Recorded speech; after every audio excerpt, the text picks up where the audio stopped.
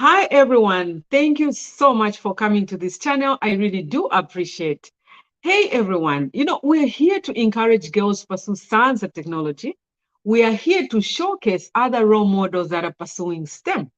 And we are also here to usher the girls, the ones that are already, trying to become engineers, that they can see other people that are doing STEM. It's such a good feeling if you see somebody who's pursuing STEM. And guys, remember, always bring interesting guests. So today I have an interesting guest, guys. Thank you so much for your patience. Her name is Zhara. So before I go blah, blah, blah, I want to bring our guest up. So let me bring Zhara up, guys, so we can interact with her. So make sure we can ask questions. If you have any question, feel free to ask, and I'm going to be asking question. I'm going to, have so much fun with her. So let's bring her up. Hi, Zara. How are you? Thank you so much for coming to this channel. I really do appreciate. So, how are you doing? Hi, thank you so much for having me today. It's an absolute pleasure. I'm doing great today. How are you? I'm doing very fantastic. So, welcome to this channel and happy International Women's Day. We are still going through women's just experiencing so much, so many things that women have gone through, and just to commemorate, all the things that women have been going through. And thank you so much for visiting us. So, I'm going to dive into a question. So, Zara, what are you doing today? Who are you? All right. Well, my name is Zara Bernizi. I am 17 years old from Miami, Florida. I am still in high school.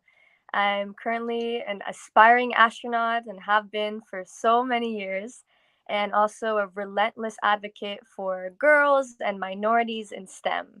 So, right now, I am an analog astronaut, which is basically someone who travels across the world to different places that resemble the moon or Mars and collaborate with different space agencies and companies to perform simulated missions simulating a real trip to Mars.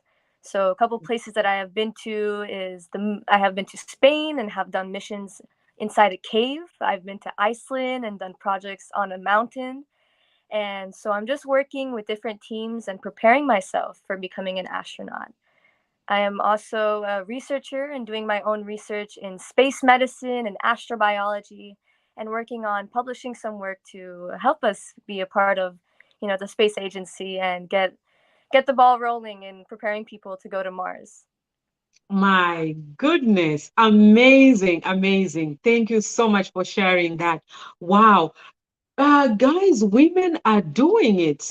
Sometimes we think of like women can't do certain things, but here is Zara. She's pushing it and she's only 17 years old. So I hope most of you young ones can be encouraged and see what she is doing. So let's learn more about Zara. How did she navigate STEM? How did she get into STEM? So, Zara, I'll take you back when you're growing up, when you're about 5 years old at when you're young, where you can remember, is your daddy talking about STEM? Is your mommy talking about STEM? What's going on in your life? Do you have relatives that are talking about science and technology? How did this all trying to be an astronaut began? Where did it begin?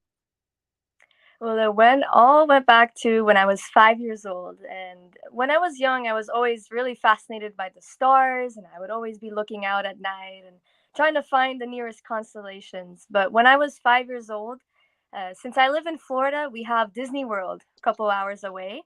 And so when my dad and I were coming back from a road trip to Disney World, we passed by the Kennedy Space Center in Merritt Island. And for those of you who know, the Kennedy Space Center is basically the center of space science and research in the US. That's where we see all of our rocket launches and astronauts.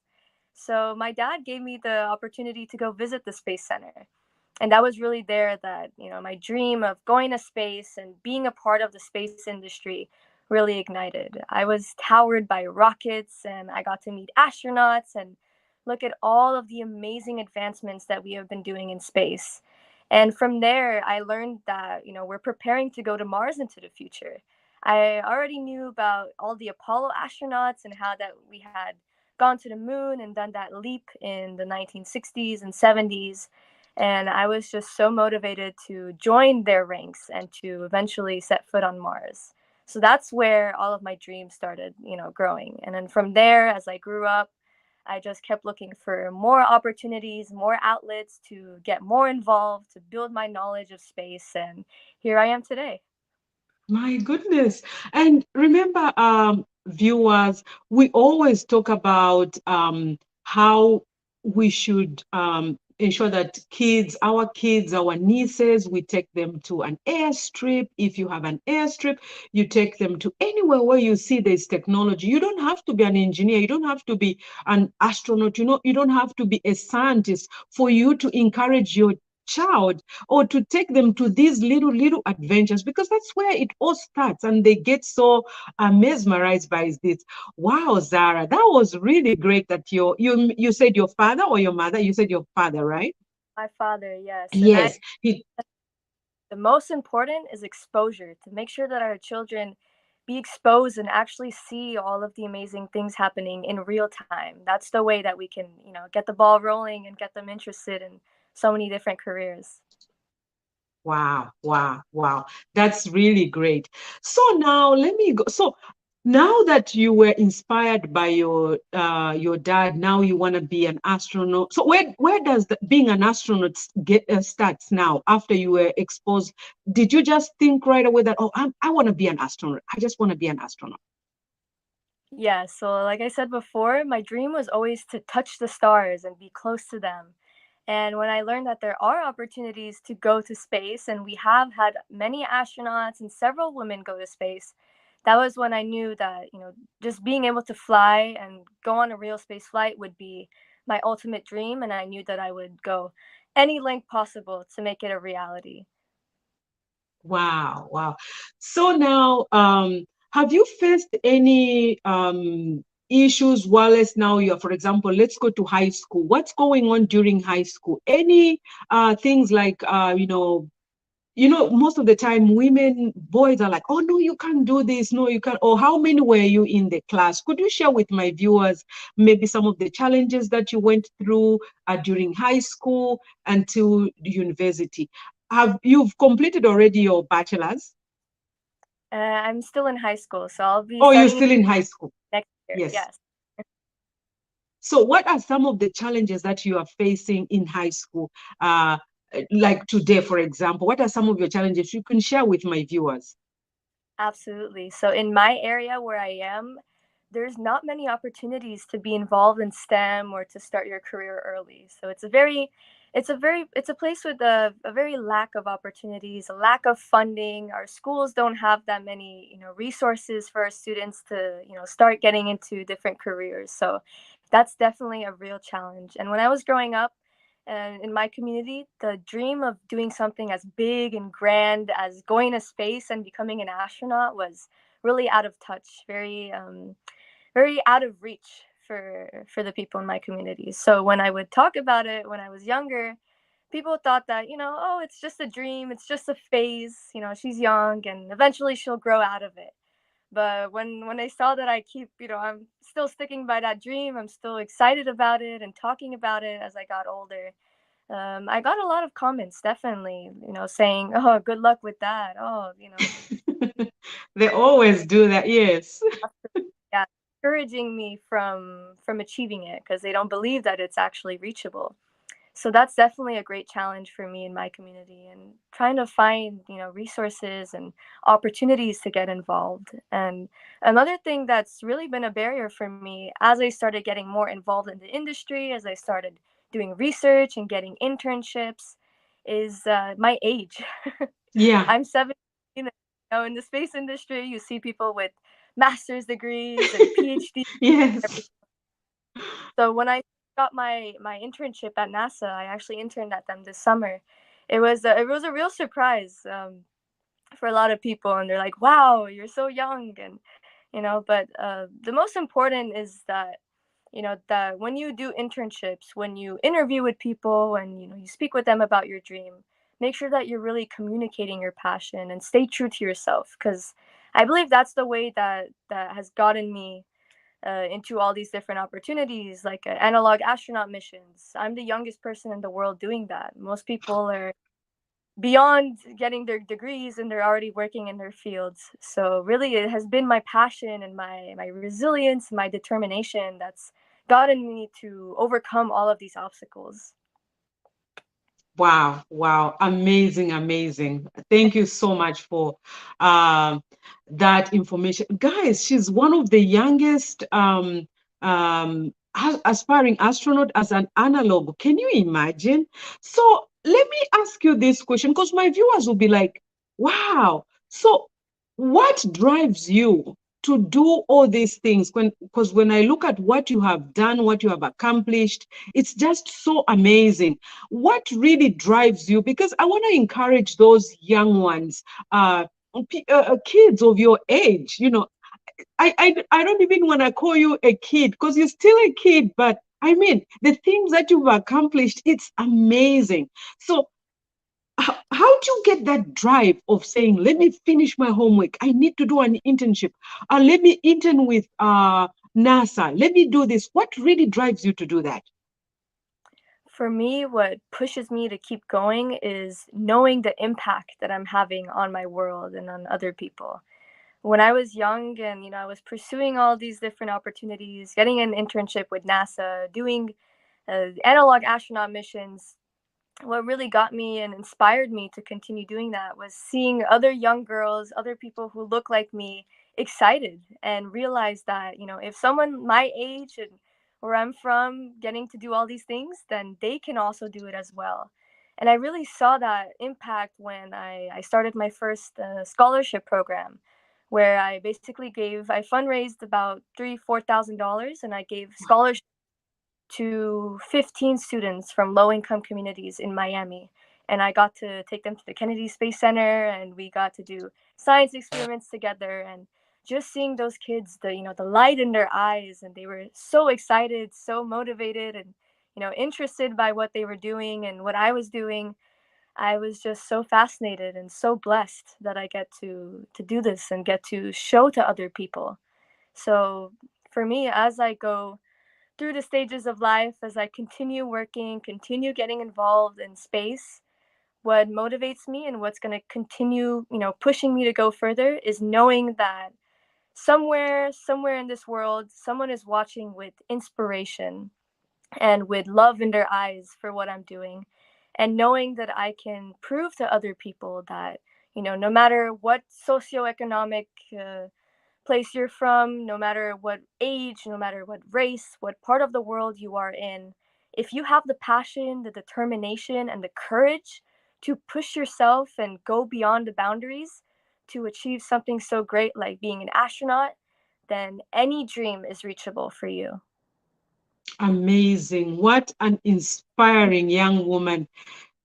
Guys, she's just amazing. She's so young and she's very determined and she wants to be an astronaut. And at the moment, she's interning as an astronaut, analog astronaut. Amazing. Thank you so much for sharing with us. I'm sure it touches, mothers out there, young ones. It's just amazing to see what you're doing. So how does it feel that one day you will be an astronaut? And guys, we are watching Zhara's space. We've been following Priya, remember, one of young aspiring astronaut. This is Zhara. She's an aspiring astronaut. So we're going to watch her space and see how she is going. So we can support her and just rally behind her and tell her that, you can do this. You got this. There's nothing that is impossible. When you fix something, what you want to do, you are able to do that.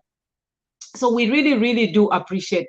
So the other thing I wanted to ask is, what would you tell to a girl growing up in rural areas? So I'll tell you that, for example, I'm in California and you are in Florida there. So me and you may say we are privileged of the resources that we have around us. So what would you say to a girl growing up in the rural areas, in Africa, in Asia, in Arab countries, out there in the rural area? How can they become an astronaut?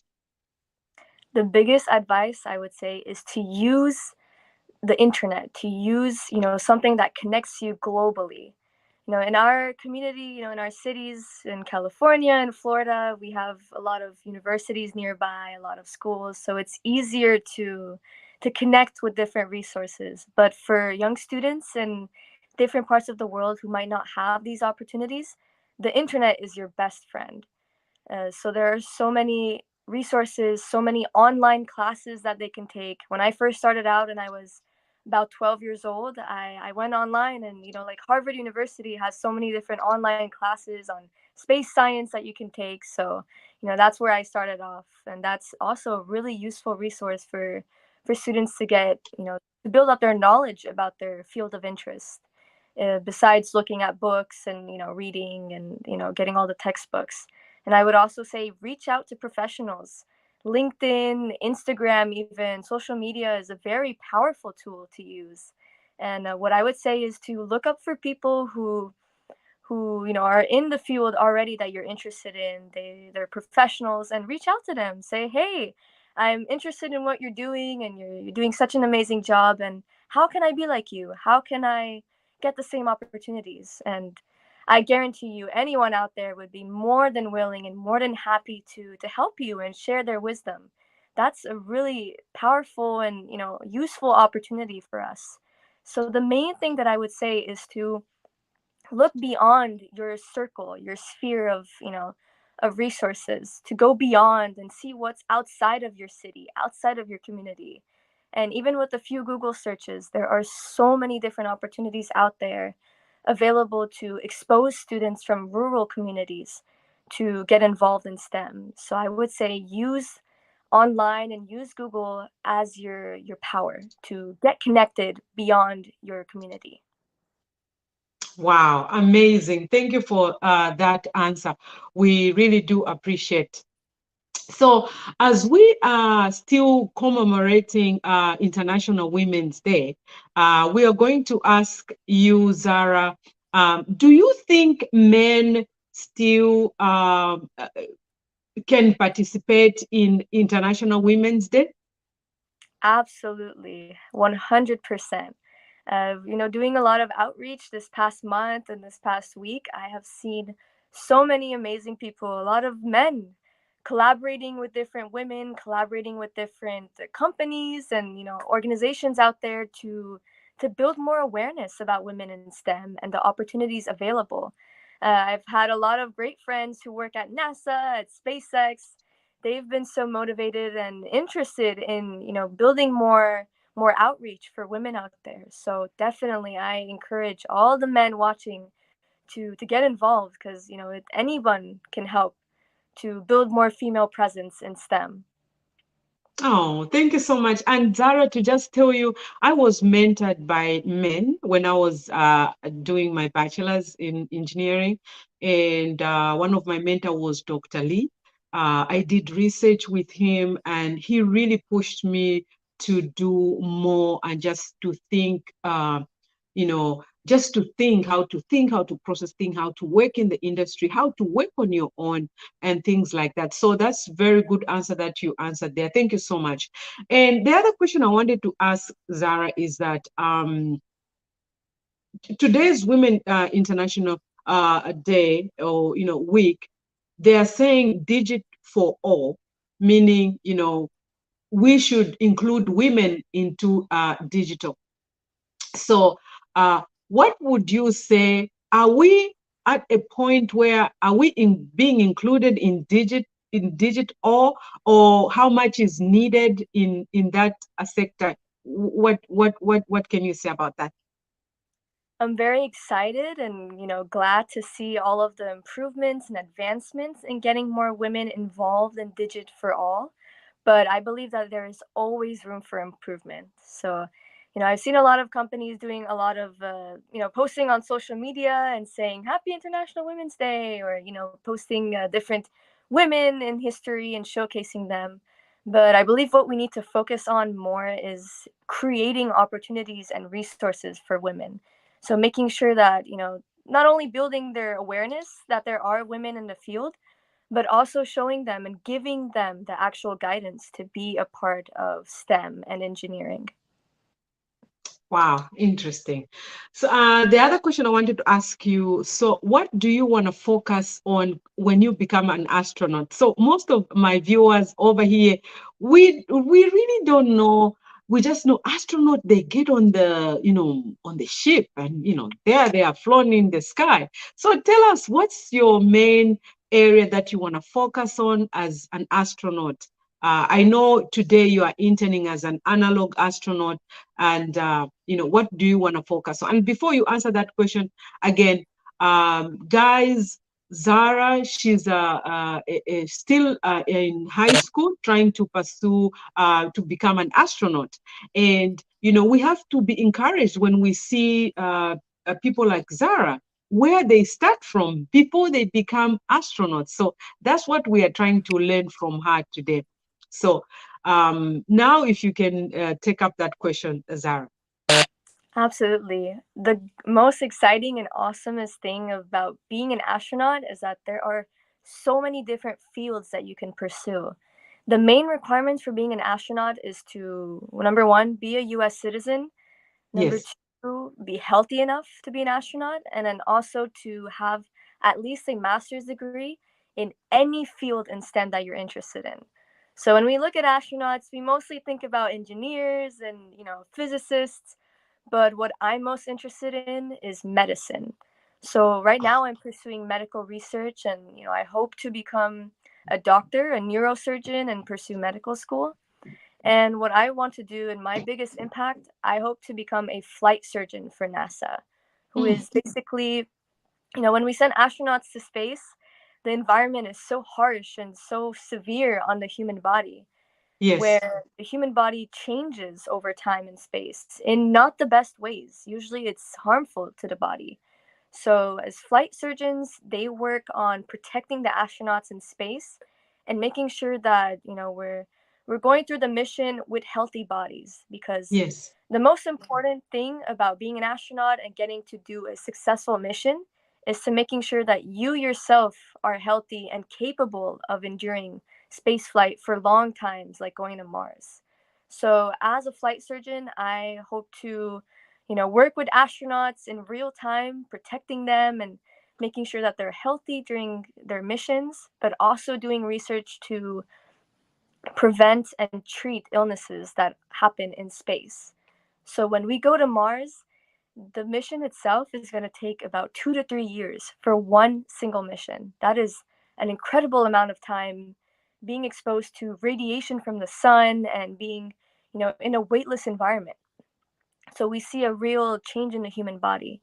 So what I want to do is to develop new techniques to do surgeries in space in case any accidents happen and we need to treat our astronauts immediately. We don't have the technology right now to perform surgeries. So what I'm looking forward to, and I'm working on it right now, but is to develop different techniques to perform surgeries in outer space in microgravity, and then be able to actually be the first person to ever perform surgery on a human being in space. So as I grow and as I continue, performing research and getting involved and hopefully becoming an astronaut in the future, I hope to make medicine completely accessible and very, very advanced for Mars missions in the future. my God, you just touched my passion. My eyes just lit because most of the time, I've been on this channel, I've mentioned that, most people have been asking, Kirsten, why are we going to space? We waste billions and billions of money to invest in going in space. What are we going to space for? And I always tell my viewers, I said, guys, there's a lot of benefits as a result of just trying to go to space. And also, there's a lot of research that has been going on just trying to go to space. And when you mention that, you want to go to school and learn how you can make these astronauts much healthier when they are in space. It's just an amazing, it touches my passion. I was smiling when you were just talking about it. Guys, you see what I've been telling you? So there's so many people, engineers, health professionals that are studying to just keep the astronaut very healthy. And guess what? When that astronaut is healthy in space, that means that benefit of health capabilities, we also have it here on Earth. And I was just telling them that one of the technology that was just invented recently, especially trying to operate on someone virtually, it was as a result of scientists studying on how to improve life, health life for people in space. So there's so much to do. Like for example, you are trying to make sure the astronauts are healthy, including yourself, because by that time you'll be an astronaut as well. It's just amazing, amazing. And guys, if you have any questions, this is the time you can ask Zara. Feel free. There's no silly question, there's no stupid question. You can ask her and see what if she has an answer, she's gonna tell you. If she has an answer, she's gonna tell us. If she doesn't have, you'll be like, oh, I'm going to research. I'll come and let you know, guys. Or just like I do here. So wow, that's so interesting. So Zara, the other question is, when do you think we'll be able to take babies to space? Babies to space. Wow. Well, right now we're focusing, we have a lot of adults going to space and seeing how their body shapes. With babies, it would definitely be a lot harder because, the babies, their bones aren't developed, their brains aren't developed, especially their organs. So that environment would be pretty difficult to send babies, and it would be very harsh on their health and their bodies.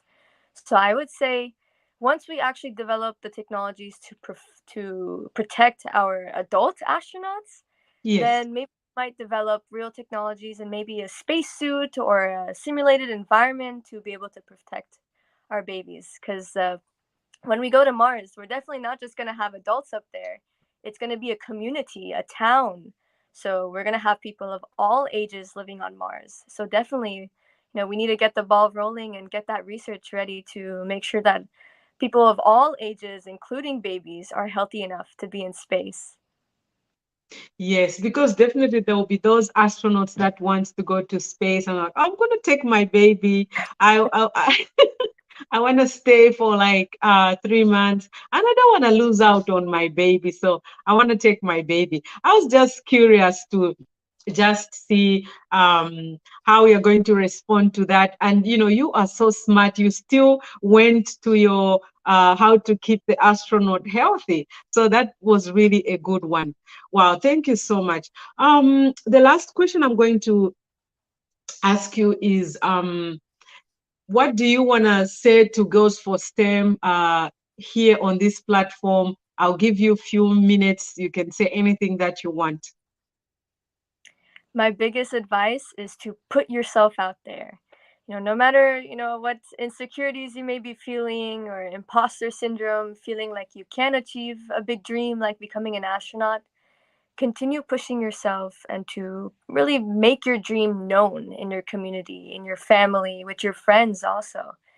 To make sure that everyone is aware of your dream and aware of, your passion. A lot in society, we see a lot of people discouraging us and telling us that our dreams are not possible, that it's too out of reach for us. But if you have the passion and the will to follow and pursue such a huge dream, then you are absolutely capable of it. And never be afraid to throw your name into the bucket. There are a lot of opportunities, a lot of jobs and internships that they seem very competitive or very tough to actually be accepted into, and that might discourage a lot of people from applying. But there is no harm in applying and putting your name out there. So make sure to always, if you see something out there, an opportunity for you, put your name in it. Apply. It doesn't matter if you don't meet the requirements, if you don't meet the age requirements, absolutely, like me, you know, reach out to the people there and tell them, hey, I'm so motivated and excited to be in this field and I want to know how I can get involved. So put yourself out there and be proud of your dream and where you are coming from. We have in STEM, the most amazing thing, and what I really love to see every day is that everyone is from so many diverse backgrounds around the world. We see people from all ages, from all parts of the world, and all walks of life. And what motivates everyone to continue being involved in STEM is that, they are proud of where they come from and of the lengths that they had to go through to reach their dreams. So I would tell everyone, every girl, every boy, everyone out there, be proud of yourself and who you are as a person. And once you build that self-confidence, that's going to be your rocket fuel and your motivation to get you to keep going and to keep reaching greater dreams and greater heights. So, continue, keep your eyes on the stars. Your dream is right there waiting for you. It's just up to you to have that courage and determination to overcome all of the obstacles to eventually reach it. And I have full confidence that everyone out there has the ability to reach their dreams. Wow, amazing. And I always say that wherever you are, keep looking for the blue rope. What do I call the blue rope for? It's what you're looking for, what you want in life, the resources, the information about what you like. Keep looking for it. Keep asking questions because you have to look. Where's the blue rope? And ask them, did you see the blue rope? You never know who's gonna say, oh, I saw it. I think it was lying over there. Yes, it's about 1 meter long, 2 centimeter diameter. I'm trying to go technical, but what I'm trying to say is keep asking those questions that things that you want to learn. Don't be scared. I remember was when I was in at university, when I was learning, I'm not shy. I'm not scared. I'm not intimidated. I don't care if I fail, if it looks like I'm dumb, because guess what? Asking makes me smart. It's been proven. So when I was in class, I remember very well, the professor is teaching and everybody they're not asking questions. I'm like, but I don't understand, but I don't think these people also understand. So I would lift my hand up and I used to like sitting in front and I would ask the question. When the professor answers the question, everybody starts writing. So I almost said, hey, that's my question. Why are you guys not asking? You didn't ask all this time. So what I'm trying to say is, it's good to find out things around your surrounding, things that you are interested in, because that's the only way you're going to learn about so many things. Zhara, thank you so much for coming to this channel. We hope to speak to you in future. You are doing an amazing job, and just to see you, to look at what you're doing, it's just so inspiring for some of us here, and also just the kids and parents to see what you're doing. Please make sure you can come to this channel again and come and share us, things that you are doing, those that can help and encourage someone here. Thank you so much. And guys, thank you so much for participating in this, and we'll see you soon. Thank you so much.